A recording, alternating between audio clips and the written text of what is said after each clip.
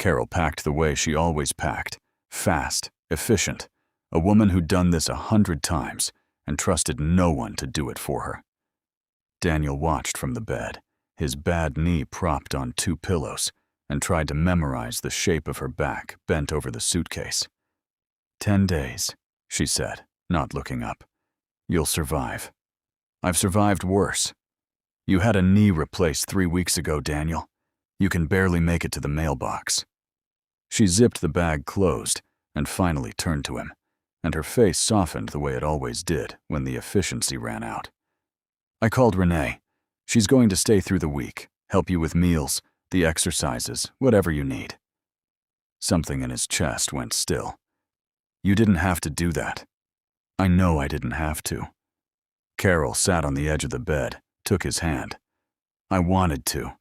She's family, she's close, and frankly, she needs something to do with herself since the divorce went final. She kissed his forehead like he was something fragile. Be nice to her. She's had a hard year. He said he would. He meant it. He didn't think, in that moment, about what it would mean to have Renee in his house for a week with Carol 3 states away. Didn't let himself think about it, which was its own kind of thinking.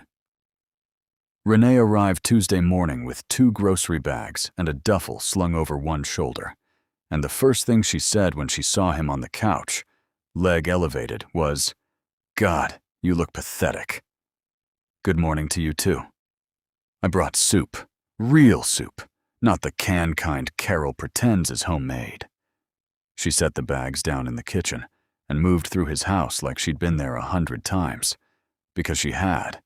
Holidays, barbecues, the ordinary architecture of a family. But there was something different about it now, watching her open cabinets that weren't hers, finding the bowls without asking where they were. "You know where everything is," he said. "I helped Carol pick half of it. This kitchen has my fingerprints all over it." She said it lightly, but something passed behind her eyes when she said it. Quick, there, and one. They fell into a rhythm over the next 2 days that surprised him with how easy it was. She'd bring him his pills at the right times, set up the ice machine on his knee, ask about the exercises the physical therapist had given him, and stand there with her arms crossed to make sure he actually did them. She teased him the way she always had, sharp, quick, a little merciless. And he found himself laughing more than he had in months. Carol's absence a low hum under everything, instead of an ache. It was Thursday evening, Renee digging through a hall closet for a spare blanket, when she went quiet. "Daniel." Her voice had changed. "Come look at this." He limped over, careful on the crutches, and looked where she was pointing. A shoebox of old photographs, the kind that accumulate in closets and never get thrown away. She'd pulled one loose. It was curled at the corners, the color gone slightly orange with age. It was the 2 of them. 23 years old. Some lake house.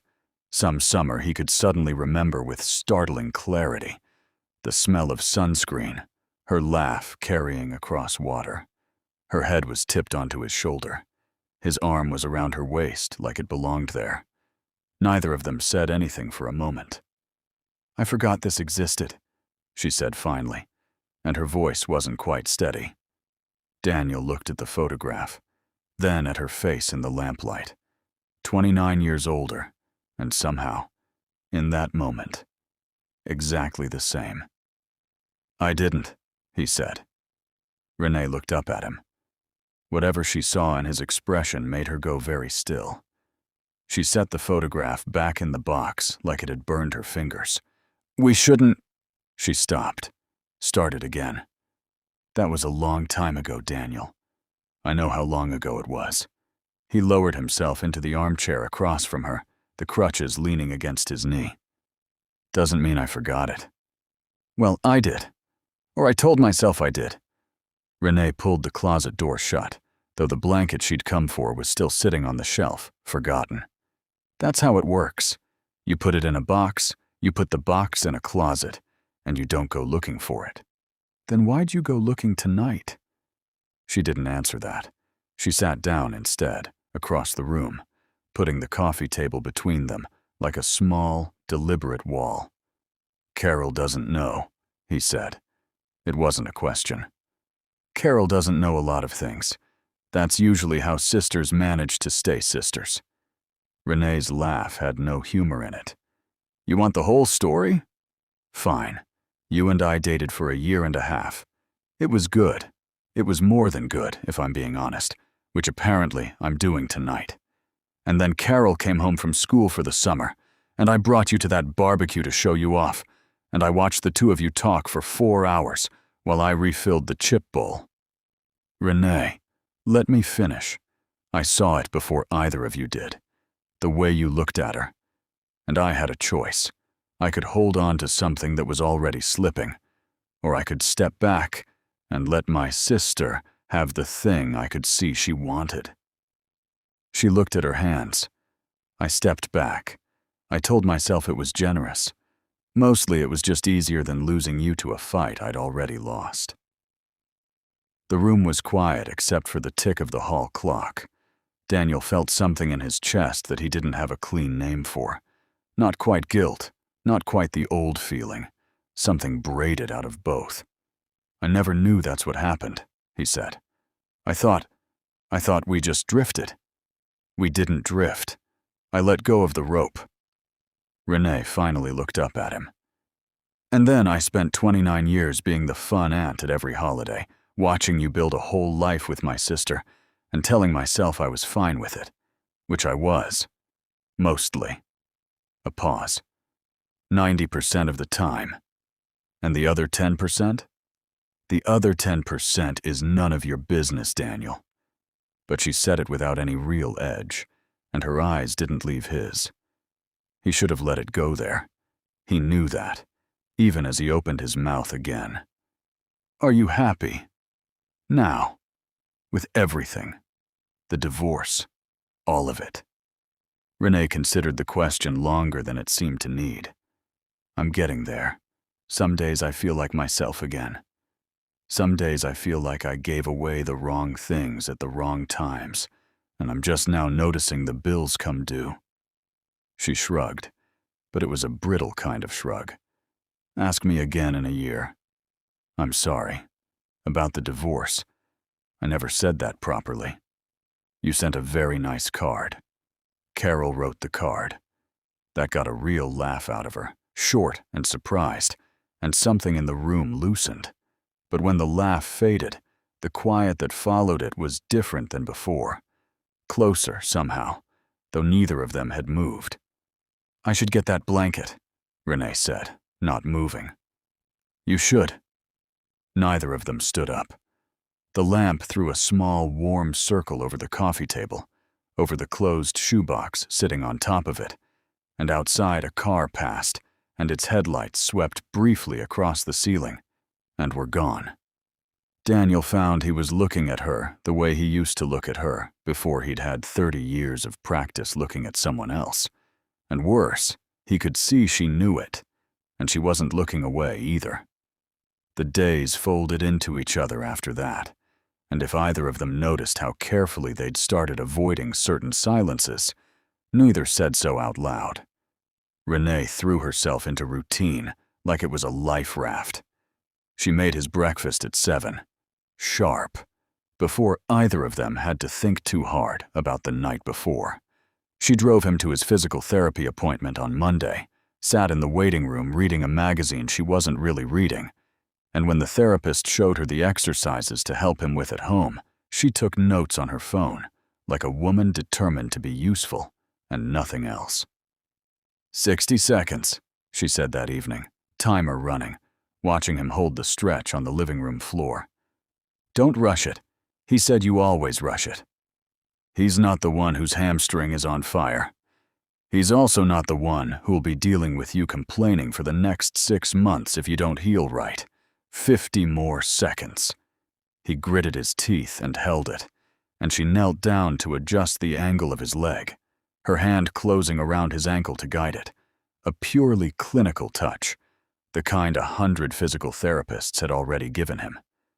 except her thumb pressed briefly against the inside of his ankle, and neither of them moved for a half-second longer than the adjustment required, and then she pulled her hand back like she'd noticed the same thing he had. 30 seconds, she said, too quickly, not meeting his eyes. Wednesday, cooking dinner together, her chopping, him useless on the stool by the counter, because that was as much as his knee would allow. Their hands met, reaching for the same cutting board. It was nothing. It was 2 seconds. But she stepped back so fast, she knocked a wooden spoon off the counter, and when she bent to pick it up, her voice came out too bright.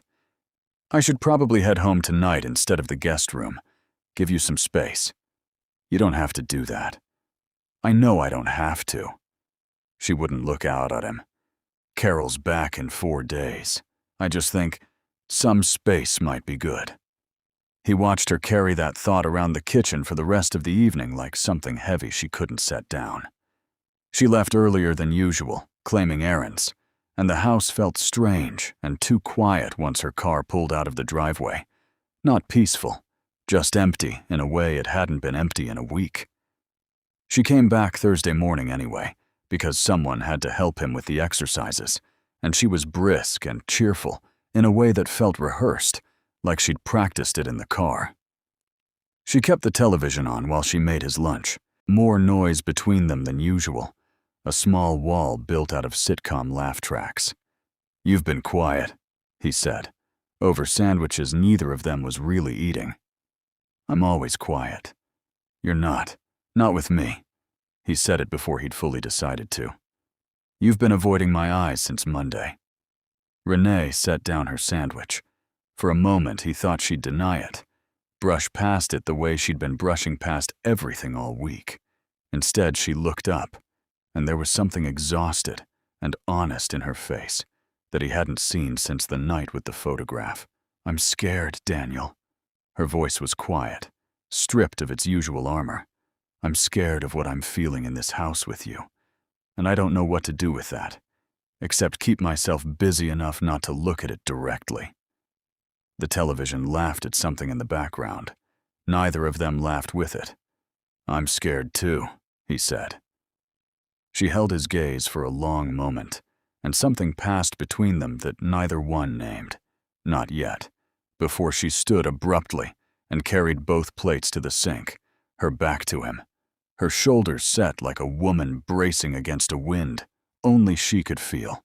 Carol called that night, her voice tinny and far away through the phone, full of conference, small talk, and how much she missed her own bed.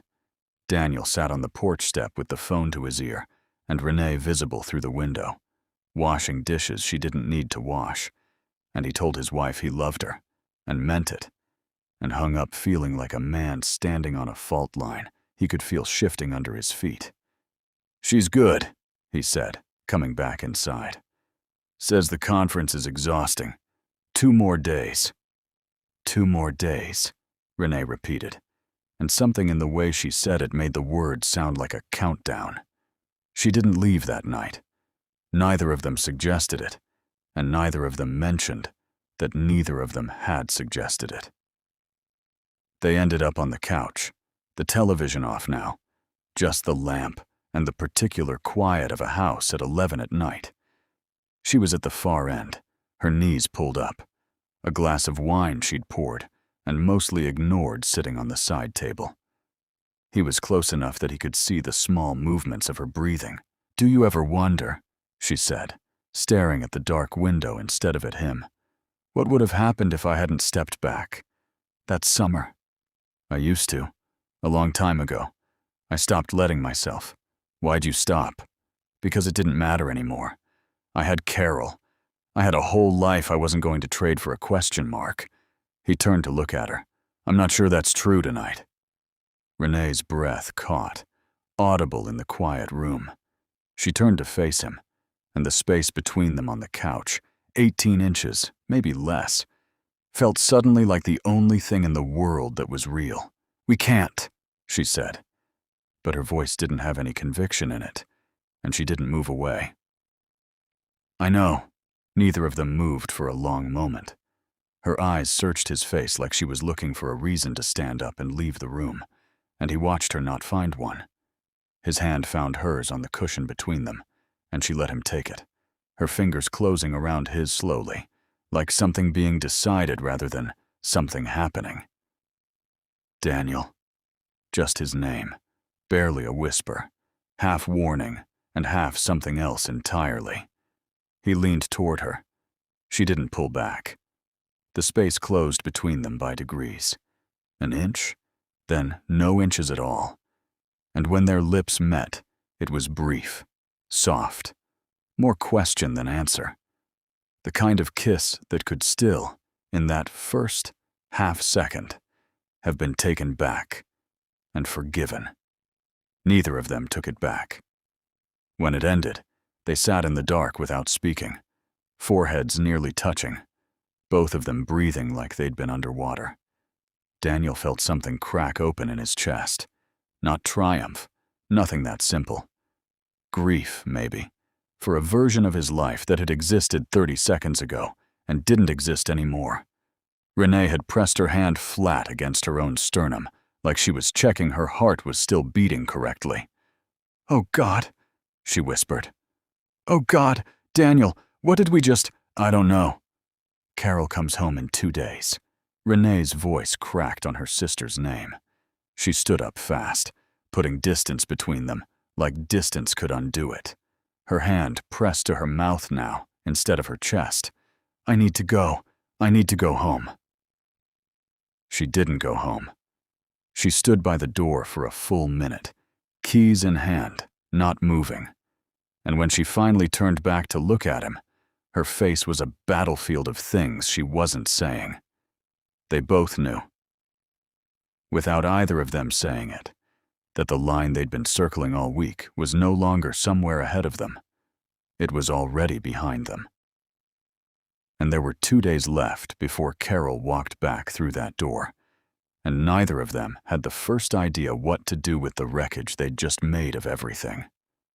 Carol came home Saturday afternoon, suitcase wheels clattering over the threshold, calling out that she'd missed them both, that the conference hotel pillows were like sleeping on cardboard, that she'd brought Renee a scarf from the gift shop because it made her think of her. She hugged her sister in the front hallway, and over Carol's shoulder, Renee's eyes met Daniel's for one unbearable second before sliding away. "You two survived each other," Carol said, laughing, pulling back to look between them. "Nobody killed anybody. I'm impressed." "Barely," Renee said, and her voice came out almost normal. Almost. She left within the hour, citing errands, laundry, 100 small excuses stacked on top of each other. Daniel watched her car pull out of the driveway and understood, with a cold certainty, that this was how it was going to be now, the two of them orbiting Carol at a careful distance, never quite touching. A whole new geometry built around a thing that couldn't be spoken. They hadn't discussed it, not really. There'd been one short, awful conversation the morning after, both of them still reeling, agreeing in low, urgent voices that it could never happen again, that it would go into the ground and stay there, that Carol could never know because knowing would break something that 30 years of marriage had built and Renee's 29 years of quiet sacrifice had protected. It had felt, in that moment, like the only mercy available to any of them. Weeks passed. Daniel's knee healed. Life resumed its old shape, or something that looked like it from a distance. But Renee changed. She skipped 2 family dinners in a row, claiming migraines, work, exhaustion, reasons that would have made sense individually, and started to accumulate strangely in a row. When she did come, she sat a little too far from him at the table, laughed a little too readily at things that weren't funny, and left earlier than she used to. Carol mentioned it once, frowning over the dishes. "Is Renee okay? She seems off lately." "I don't know," Daniel said, and hated how easily the lie came. He noticed other things, too, Small things, he told himself, meant nothing. Renee turning pale over the smell of coffee at Sunday brunch, excusing herself to the bathroom. Renee wearing looser clothes than she used to. Renee's hand resting, absently, low on her stomach during a conversation about something else entirely, like she wasn't even aware she was doing it. It was late October, 6 weeks after Carol's homecoming, when Daniel called Renee's cell on a pretext, a birthday gift for Carol he wanted her opinion on, and she picked up, sounding like she'd been crying. "Renee, what's wrong?" A long silence stretched on the line, long enough that he thought the call had dropped. "Nothing," she finally said, her voice thin as paper. "I'm fine. I have to go, Daniel." She hung up before he could say anything else, and he sat there holding the dead phone, a cold understanding beginning to form somewhere in his chest that he wasn't ready to name. Not yet. Not out loud. Not even to himself. It was a Tuesday evening in November when the phone rang, and Carol answered it in the kitchen while Daniel set the table, and he knew from the first 3 seconds of her side of the conversation that something was wrong. "Renee? Renee, slow down. I can't." Carol's face had gone pale. One hand braced flat against the counter. "What do you mean the clinic called here by mistake? What clinic?" Daniel's stomach dropped through the floor. He couldn't hear Renee's voice, only its frantic shape through the phone, and he watched his wife's expression shift in real time. Confusion, then a frown of concentration, then something that stopped moving altogether, like a picture freezing mid-frame. "They said what?" Carol said. Not a question anymore. A flat, terrible statement. She lowered the phone slowly, not ending the call, just letting her arm drop until the phone hung at her side. Renee's tinny voice still audible, still saying her sister's name into the empty air of the kitchen. Carol turned and looked at Daniel, and he understood, with the particular clarity of a man watching his life end in real time, that she had already done the math. "A fertility clinic called Renee's old number," Carol said, very quietly, very evenly, in a voice Daniel had never heard her use before. "Except the number's not old. It's current. She's 14 weeks pregnant, Daniel. 14 weeks." She was counting on her fingers without seeming to notice she was doing it, and he watched the exact moment the arithmetic landed. That's when I was gone. That's the week I was gone." The kitchen was very quiet. Somewhere on the counter, Renee's voice had stopped. The call had ended, or she'd hung up, unable to bear the silence on the other end any more than they could. "Carol, don't!" She held up a hand, not looking at him, staring instead at some fixed point past his shoulder, like she was trying to keep her balance by holding perfectly still. "Don't say my name like that. Don't say anything yet." Her voice was shaking now, the flatness cracking apart. "I need you to tell me I'm doing this wrong. I need you to tell me I've got this backward, that there's some other explanation, and I need you to tell me right now, Daniel, because I can see it on your face, and I need you to tell me I'm wrong." He opened his mouth.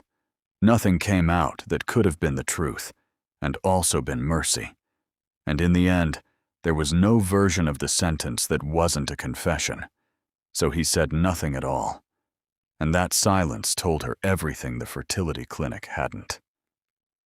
Carol didn't scream. He would have understood screaming. Some part of him had braced for it for weeks without letting himself know he was bracing. Instead, she went very still, the phone slipping from her hand and clattering onto the tile, and she looked at him the way you'd look at a stranger who'd just told you something about your own house that you should have known and didn't. A slow, dawning horror, worse than anger, worse than tears. 26 years, she said, so quietly he had to lean in to hear it, though he didn't deserve to lean any closer to her. Not anymore.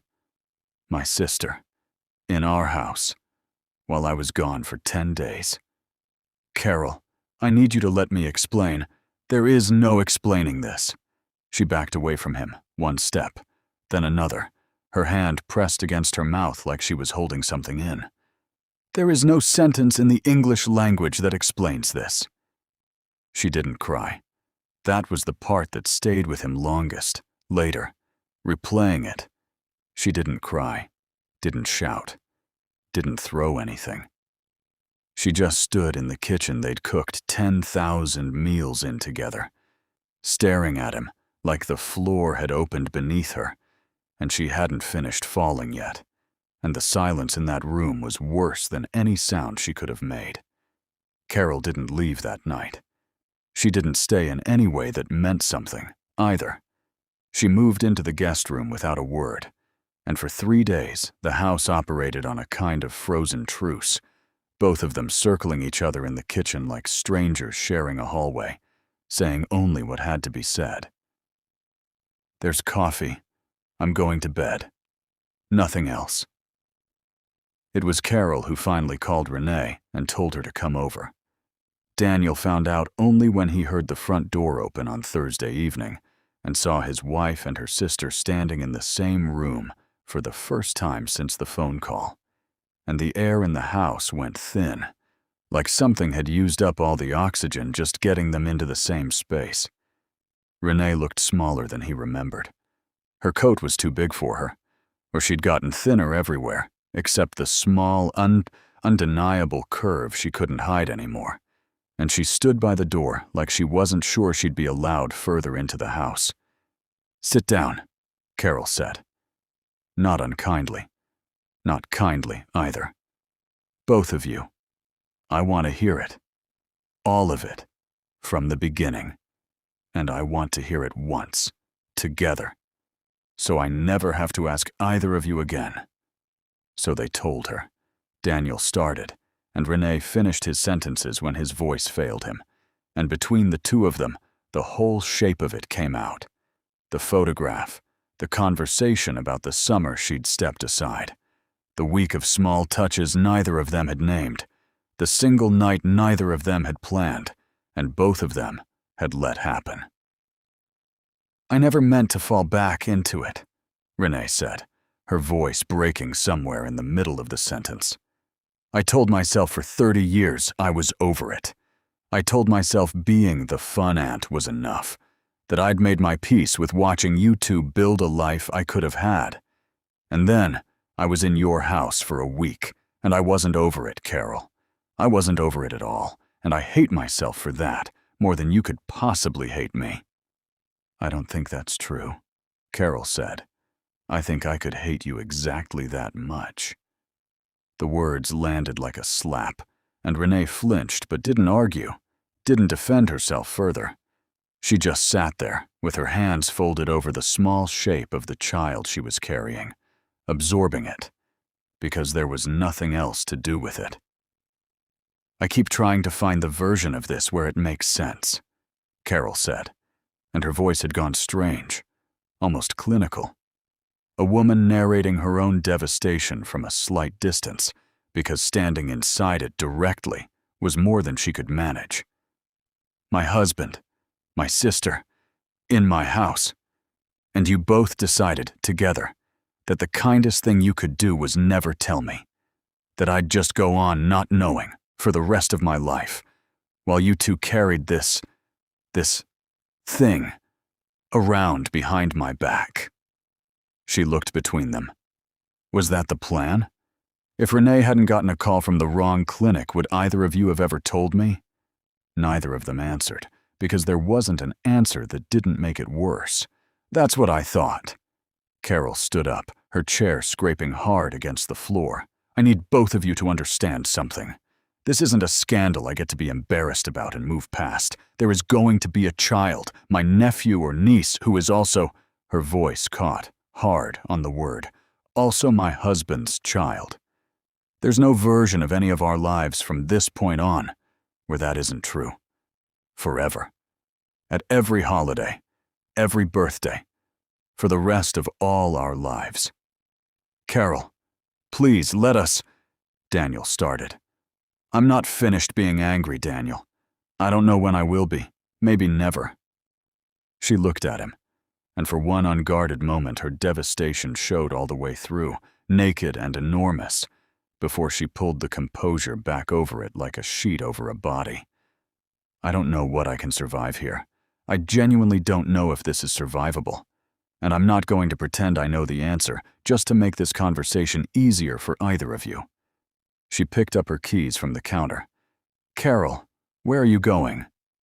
I don't know that either. She didn't look back at either of them as she walked to the door, didn't slam it, just closed it behind her with a quiet, deliberate click that was somehow louder than any door Daniel had ever heard shut in his life. And then she was gone, and the house held its silence around the two people she'd left behind in it. Carol was gone 4 days before she called. She didn't come back to the house. Not then, not for weeks.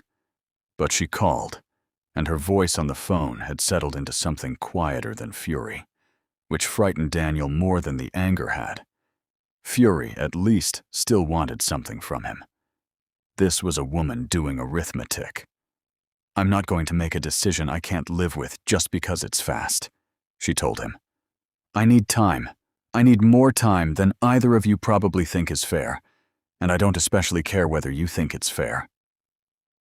He didn't argue. There was nothing left in him to argue with. The months that followed had no clean narrative to them, no tidy arc the way the story might have gone if it had stayed a temptation, resisted instead of one given into. Carol stayed with a friend for 6 weeks, then came home to a house that no longer felt entirely like the one she'd left for that 10-day conference. Same walls, same furniture, an entirely different set of facts underneath it. She and Daniel began, slowly and without any promises, the long work of finding out whether there was anything left worth rebuilding. Some days there was, some days there wasn't, and they both simply endured until the next morning offered a different answer. Renee had the baby in the spring, a daughter, small and dark-haired, utterly unaware of the wreckage she'd arrived in the middle of.